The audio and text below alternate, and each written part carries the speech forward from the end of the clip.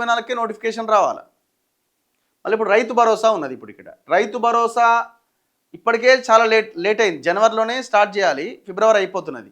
మరి ఇప్పుడు స్టార్ట్ చేయకపోతే ఒకవేళ రైతు భరోసా ఇప్పుడు ఇవ్వలేదనుకో, ఎలక్షన్లకు ముందు ఇద్దాం, 10th ఎగ్జామ్స్ తర్వాత అనుకున్నారనుకో, జనాలు దుమ్మెత్తిపోస్తారు.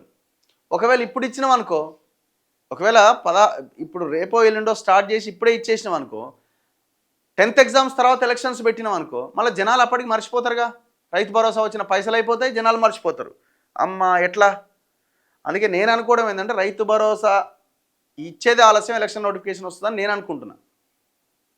ఇప్పుడు ఇక్కడ ఈ ఎంపీటీసీ జెడ్పీటీసీకి రైతు బంధుకు చాలా లింక్ ఉన్నది. రైతు భరోసా పడాలి, ఎలక్షన్ పెట్టాలి, ఇది ప్లాన్.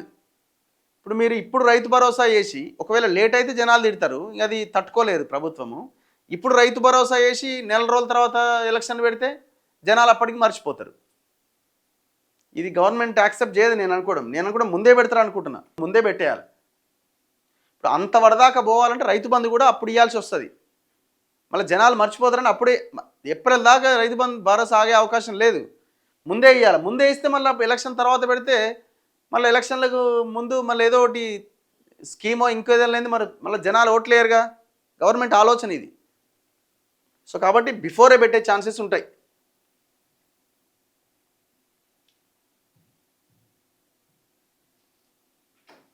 మీరేమనుకుంటున్నారు? You are too much assuming mister Raghu in Congress matters అట.